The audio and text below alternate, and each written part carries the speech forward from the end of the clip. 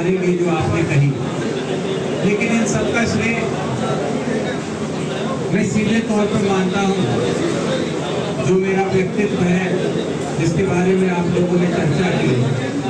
तो ये व्यक्तित्व अगर मुझे मिला है तो बहुत मेरी जो माँ है उनकी वजह से, और मेरे पिता आदरणीय शिवपाल यादव जी, उनकी वजह से ये व्यक्तित्व बन गए। और ये चुनाव में भी हम लोग जब चुनाव लड़ने गए थे तो बहुत अलग परिस्थितियां थी चुनाव, बदायूं लोकसभा। लेकिन जहां आदरणीय शिवपाल यादव जी चुनाव में पहुंच जाते हैं और गांव की भाषा में कहा जाए तो अपना खूंटा गाड़ देते हैं, तो वो सीट भी को निकाल के ही डाल देते हैं। और जब वहां चुनाव में रहे तो बहुत सारी दिक्कतें थी। ये भी बात सही है कि 4 तारीख को जब परिणाम आ रहे थे तो हम भी अंदर काउंटिंग में थे, लेकिन बदायूं को लेकर जब बड़े भाई आदरणीय धर्मेंद्र यादव जी से मेरी बात हुई तो उन्होंने भी कहा कि बदायूं शुरू में हमेशा थोड़ा पीछे रहता है, और जहां गुरनौर की काउंटिंग होती है धीरे धीरे एक राउंड आगे जैसे आप बढ़ोगे 3 बजे के बाद, एक बार आप जब लेट होगे तो फिर पीछे भी नहीं आएंगे। तो हमें तो विश्वास था, लेकिन 3 बजे बीच में गैप हुआ लंच का, तो मैं बाहर आया। तो मेरा आने का मकसद भी ये था कि एक बार सभी लोगों को, पार्टी से लेके परिवार के सब लोगों को बता दूं कि चिंता की कोई बात नहीं है, क्योंकि राउंड जो आधिकारिक तौर पे खुल रहे थे और जो हम लोगों के पास टेबल पे राउंड की काउंटिंग आ रही थी, उससे हमें समझ में आ गया था कि ये 40,000 तक जाएंगे। तो वही मैंने आके पहले सबको बताया। उसके बाद मैंने खुद पूछा कि बाकी सीटों पे क्या स्थिति, तो पता पड़ा जितने भी परिवार के लड़ रहे, कोई 60,000 से, कोई 50,000 से आगे, कोई लाख भी पार कर गया है।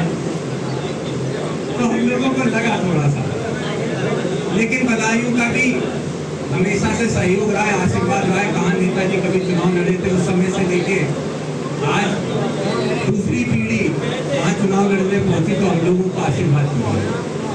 और यकीन मानिएगा हमें खुशी है कि बदायूं से चुनाव लड़े हैं, क्योंकि हम भी शिवपाल यादव के बेटे हैं। जब लड़ते हैं, लड़के जीतने का जो मजा है वो किसी और चीज,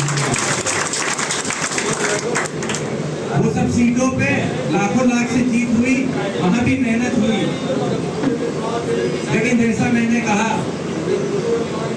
कि और ज्यादा मेहनत हम लोगों को बदायूं में करनी है।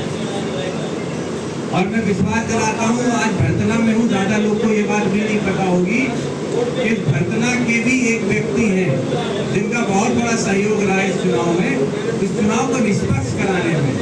बदायूं के हमारे डीएम हैं मनोज कुमार जी, वो आपके बदायूं भरतना के ही विजय जनपद के रहने वाले हैं। उन्होंने कोई पक्ष नहीं लिया, ना हमारा ना उनका, लेकिन ये विश्वास दिलाया कि चुनाव निष्पक्ष होगा। तो आपके भरतना का भी एक बहुत बड़ा सहयोग, बहुत बड़ा आशीर्वाद।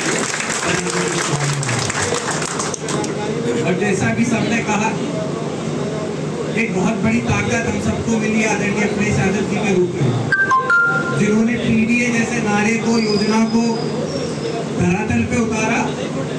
और यकीन मानिए जिस तरीके से इस बार पार्टी ने टिकट भी दिए सब समाज को लेकर, ये एक अपने आप में बहुत बड़ी जीत का कारण बनता है। और ये भी दर्शाता है कि जो समाजवादी पार्टी का मूल वोट है, अब उसके अलावा भी हम पार्टी के सभी कार्यकर्ताओं को अन्य समाज को जोड़ने में लगना होगा, क्योंकि अब राजनीति अलग हो गई। अब हम आप सोचे कि एक या दो समाज को जोड़ के हम लोग आगे निकल जाएंगे, तो ये मुमकिन नहीं। हमें अन्य समाजों को भी जोड़ के चलना होगा, पिछड़े समाजों को भी जोड़ के चलना होगा, उनकी आवाज समय समय पर उठानी होगी, उनको साथ लेके चलना होगा। और ये तभी मुमकिन हो सकता है जब पार्टी के नीचे के निम्न स्तर के कार्यकर्ता से लेके पार्टी का शीर्ष नेतृत्व जब इन बातों को समझेगा, सबको लेके चलेगा, तभी ये चीजें हो सकती है। बहुत अच्छा समय है, जहां लोकसभा का चुनाव हुआ है 2027 की हम आप बात कर रहे हैं।